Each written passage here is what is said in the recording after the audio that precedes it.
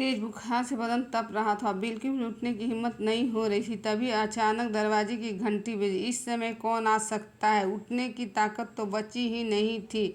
दरवाज़ा कैसे खोल दी? दोपहर के 2 बज रहे थे। बगल में ही बैठे 8 साल के बेटे आरव से मैंने कहा, बेटा जरा देखना दरवाजे पे कौन है। आरव ने जैसे ही दरवाज़ा खोला, सामने मेरी ननद स्वाति अपने देवर के साथ खड़ी थी। उसने मेरे बेटे से पूछा, बेटा मम्मा कहाँ है? आरव ने कहा, मम्मी सो रही है, उनकी तबीयत ठीक नहीं है। नंदन रानी दरवाजे से ही चिल्लाने लगी, अरे उठोगी भी भाभी, तुम्हारा देवर आया है। स्वाति की आवाज़ सुनते ही मैं तिलमिला उठी। इन्हें भी आज ही आना था? वह हर दूसरे दिन चली आती हैं, पास में ही तो रहती थी, महज 2 बिल्डिंग छोड़ के। उनके घर में जब भी कोई मेहमान आ जाए या उनकी ससुराल से कोई आ जाए तो उसे अपने यहाँ खाना बनाकर खिलाने की बजाय मेरे यहाँ लेकर चली आती है। फिर मैं पूरे दिन उनके मेहमानों की सेवा में लगी रहती। आज भी उनका देवर गांव से आया था और वह उसे अपने घर ले जाने की बजाय सीधे मेरे यहाँ लेकर आ गई थी। अब चाय पानी खाना नाश्ता सब मेरी जिम्मेदारी। लेकिन आज तो मेरी हालत बिल्कुल भी सही नहीं थी। शरीर जैसे जवाब दे रहा था। बुखार से बदन तप रहा था और ठंड की वजह से पूरा शरीर काँप रहा था। आँख तो खुलने का नाम ही नहीं ले रही थी। स्वाति अपने देवर को लेकर सीधा बेडरूम में घुस गई और मेरे बेड पर बैठे हुए बोली, उठोगी भी? पानी पिलाओ। कम्बल ओढ़े ही मैं उठकर बैठ गई, लेकिन आंखें लगातार बंद हो रही थी। जब काफ़ी देर तक उठने की कोशिश करने के बाद भी मैं उठ नहीं पाई तो बेटे से कहा, बेटा जाकर फ्रिज खोलकर मिठाई और पानी की बोतल ला दो। छोटा सा बच्चा था, 8 साल का, कितना काम करता। मैंने स्वाति से कहा, दीदी मेरी आँख नहीं खुल रही है, बिल्कुल उठ ही नहीं जा रहा। इसके बावजूद वह उठकर अपने देवर को एक गिलास पानी देने तक नहीं गई और चुपचाप बैठी रही। 8 साल का मासूम सा बच्चा पानी लाकर देता है। उसे लगा कि मेहमान तो बस अंकल हैं, बुआ तो अपने घर की हैं, तो वह एक गिलास पानी ले जाकर स्वाति के देवर को पकड़ा देता है। स्वाति बच्चों को काम करता देखकर भी नहीं उठी। तब हिम्मत करके मैं किचन में गई, 2 कप चाय चढ़ाई और वही दीवार के सहारे खड़ी रही। सिर दर्द से फटा जा रहा था, टांगें कांप रही थी। जैसे ही चाय लेकर गई स्वाति ने कहा, भाभी इन्होंने खाना भी नहीं खाया है, इनके लिए कुछ खाना बना दो अच्छा सा। अंदर से तो मुझे बहुत चिढ़ आई, लेकिन मैं कुछ कह नहीं पाई। मैंने एक बार फिर कहा, दीदी मैं खड़ी नहीं हो पा रही हूँ, एक काम करती हूँ, सब्जी पड़ी है, मैं नमकीन वाली पूड़ियाँ बना लेती हूँ और दही भी है तो हो जाएगा ना।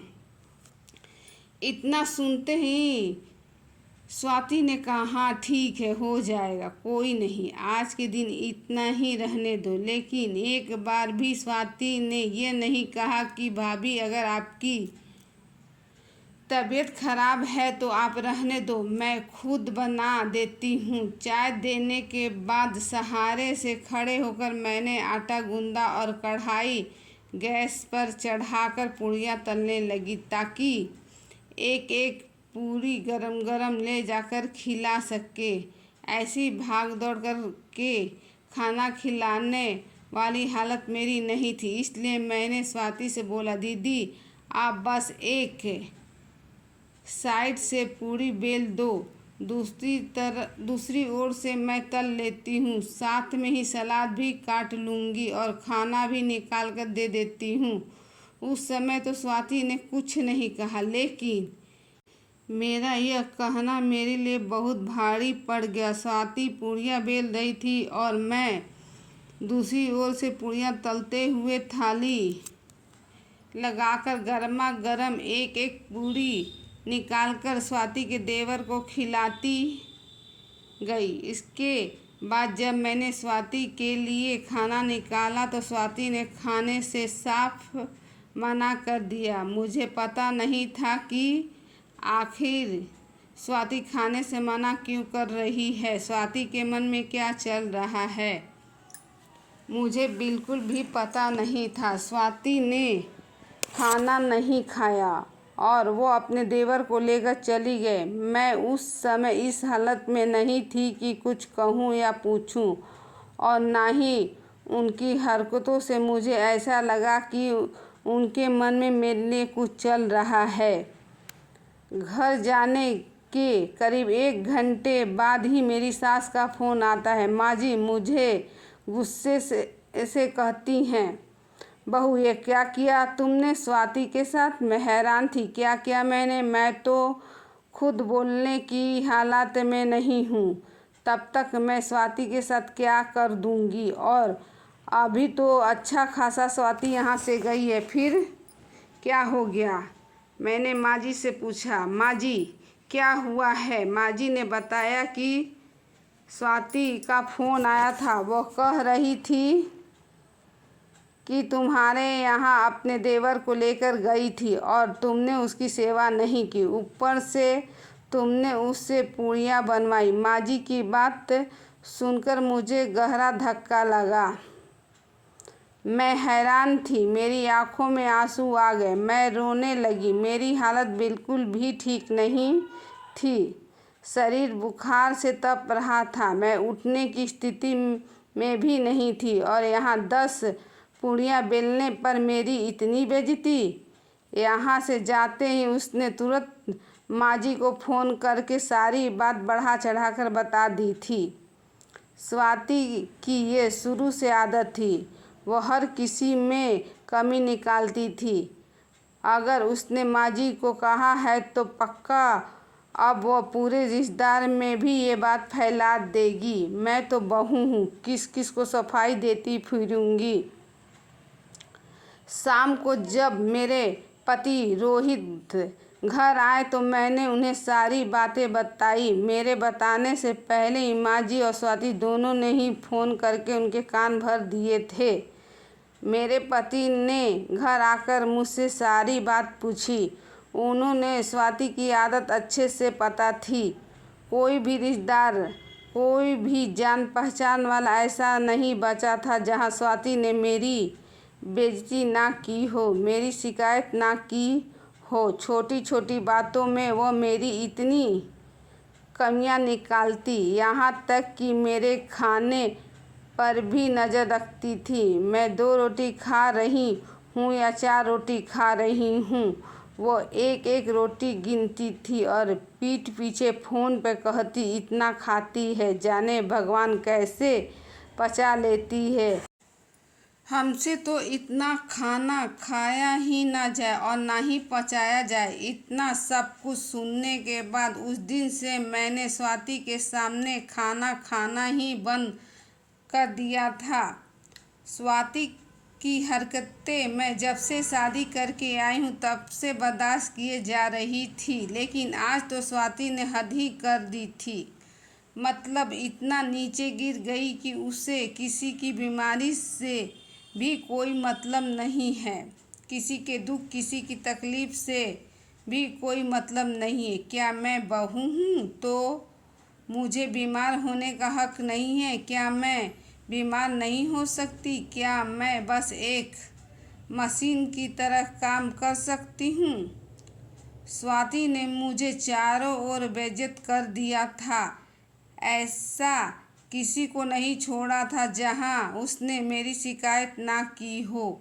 मैं ऐसे इंसान के आसपास रहूँगी तो पागल हो जाऊँगी, मेरी इज्जत जाएगी सो अलग। यह सोचकर उस दिन मैंने अपने पति से कहा, हम यहाँ नहीं रहेंगे, आप कहीं और घर ले लीजिए, हम वहाँ शिफ्ट हो जाएंगे। लेकिन मैं सपने में भी स्वाति के आसपास नहीं रहूँगी, नहीं तो वो अपनी गिरी हुई सोच से मुझे इतना बेइज्जत कर देगी कि मैं समाज में मुँह दिखाने के लायक नहीं रहूँगी। और अंत में स्वाति को बिना बताए हमने वह जगह और वह घर छोड़ दिया। हम बहुत दूर शिफ्ट हो गए, जहाँ कम से कम हर पल मुझे स्वाति का डर तो नहीं रहेगा। मेरी इज्जत तो सही सलामत बची रहेगी और मैं ससुराल में सबको मुंह दिखाने के लायक तो बची रहूंगी।